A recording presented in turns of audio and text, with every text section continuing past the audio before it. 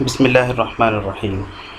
جی بیٹے، 10th class کی بیٹے جو اردو کی کتاب ہے، اس کی ابتدا جو ہے وہ حصہ نظم سے کی گئی ہے، اور حصہ نظم میں سے بھی نظم حمد اور نعت سے کی گئی ہے، اور اس کے بعد حصہ نثر ذکر کیا گیا ہے۔ حصہ نثر کے بعد پھر نظموں کا آغاز ہوگا، اور آخر پر غزلوں سے اختتام کیا جائے گا اس کتاب کا۔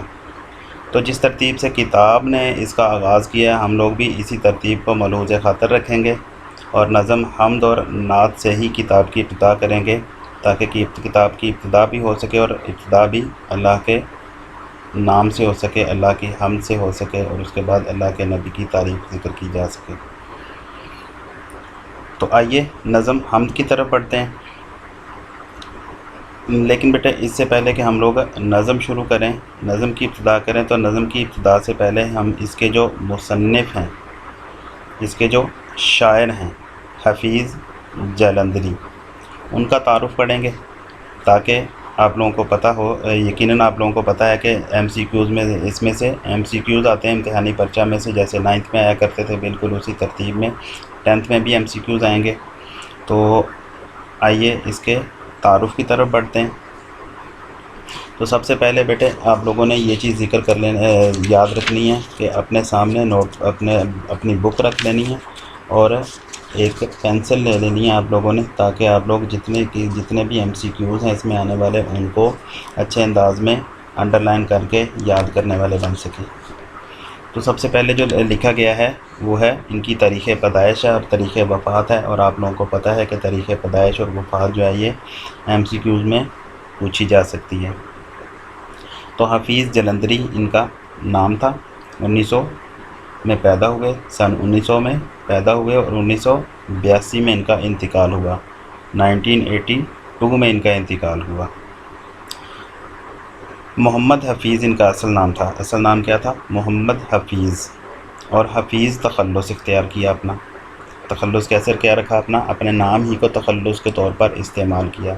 بعض شعراء جو ہیں بیٹے اپنے نام کے ساتھ الگ سے کوئی نام تجویز کرتے ہیں تخلص کے طور پر، جیسے مرزا غالب ہیں، تو ان کا مرزا اسد اللہ نام تھا، لیکن غالب انہوں نے اپنا تخلص اختیار کیا۔ اگرچہ مرزا غالب جو ہیں وہ بھی ابتدا کے اندر اسد ہی تخلص اختیار کیا انہوں نے، لیکن بعد میں غالب تخلص اختیار کیا۔ تو حفیظ جلندری کا نام محمد حفیظ ہے، اور انہوں نے حفیظ اپنے نام ہی کو تخلص کے طور پر استعمال کیا، جیسا کہ علامہ محمد اقبال نے بھی اپنے نام ہی کو تخلص کے طور پر استعمال کیا۔ اور یہاں پر ان کے متعلق بھی آتا ہے کہ یہ بھی اقبال سے بہت زیادہ متاثر تھے۔ علامہ اقبال کی شخصیت سے حفیظ جلندری جو ہیں وہ بھی بہت زیادہ متاثر تھے، اور ایک جگہ پر ان کا قول ذکر کیا جاتا ہے کہ اگر اقبال نہ ہوتا تو حفیظ بھی نہ ہوتا۔ اس قدر اقبال کے ساتھ ان کو محبت تھی، کیا کہا کہ اگر اقبال نہ ہوتا تو حفیظ بھی نہ ہوتا۔ آگے بیٹے ان کے متعلق ذکر کیا گیا جی، جالندھر میں پیدا ہوئے۔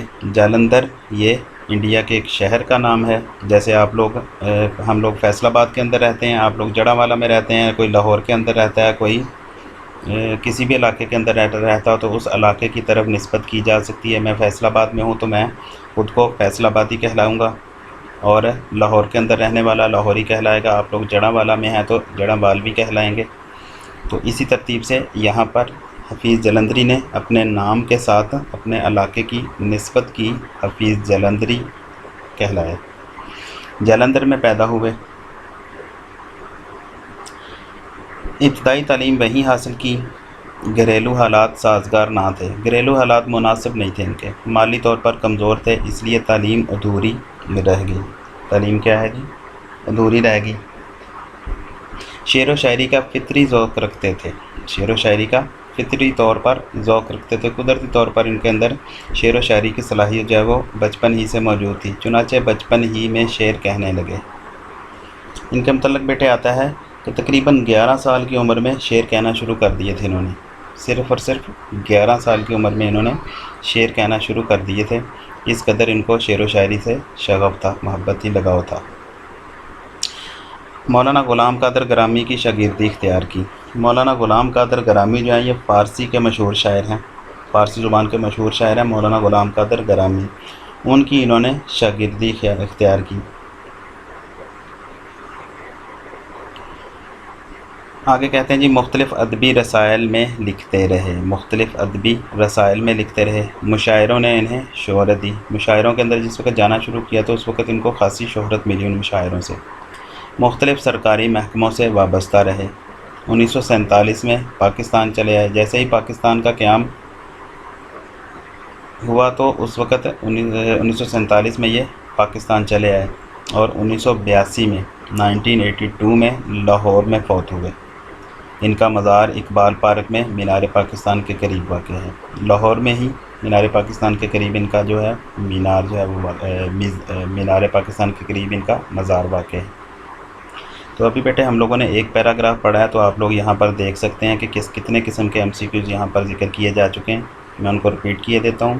تاریخ پیدائش، تاریخ وفات، دونوں چیزیں MCQs میں پوچھی جا سکتی ہیں، اس لیے اسی طرح ان کا تخلص جو ہے وہ الگ سے بھی پوچھا جا سکتا ہے، فرضی طور پر کوئی بھی ذکر کر دیا جائے اور اصل نام بھی ذکر کیا جا سکتا ہے، تو یہ تخلص بھی MCQs میں پوچھا جا سکتا ہے۔ اسی طرح کس شہر میں پیدا ہوئے اور ابتدائی تعلیم کس شہر میں حاصل کی، اور اسی طرح شعر و شاعری کا آغاز کس عمر کے کس حصے سے کیا، بچپن سے۔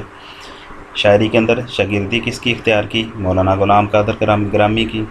شہرت کہاں سے ملی، مشاعروں سے ملی۔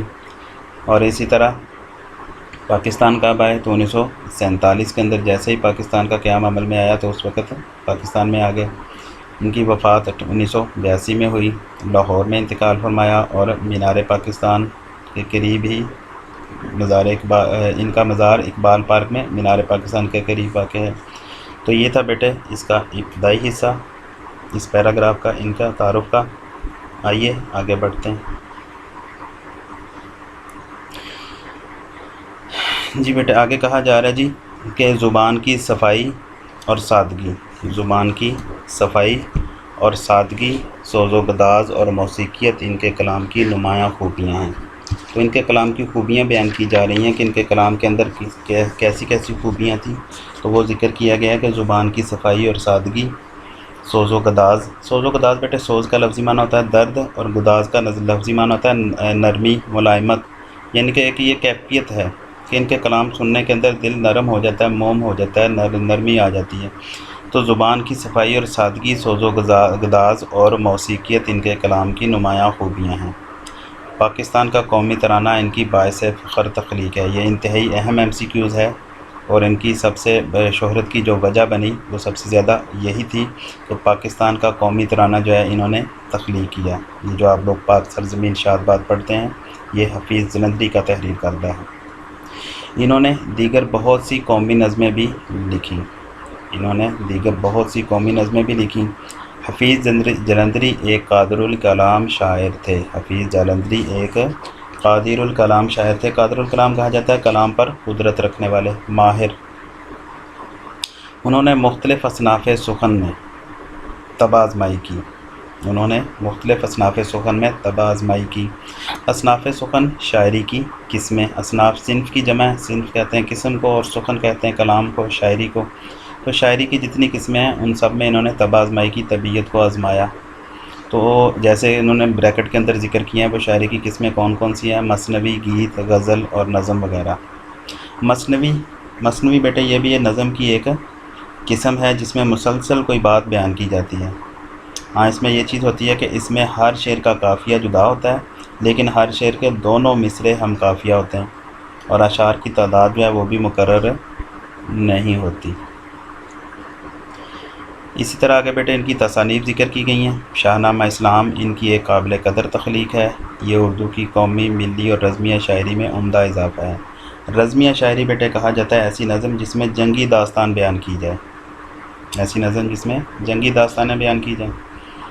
ان کی چند تصانیف یہ ہیں: تلخابۂ شیریں، سوز و ساز، حفیظ کے گیت، حفیظ کی نظمیں، چیونٹی نامہ۔ جی بیٹے یہ تھا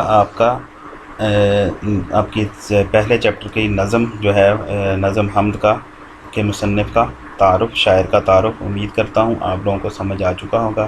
بیٹے اس کو بار بار پڑھیے، اس کے MCQs کو یاد کیجیے، اپنا خیال رکھیے۔ السلام علیکم ورحمۃ اللہ۔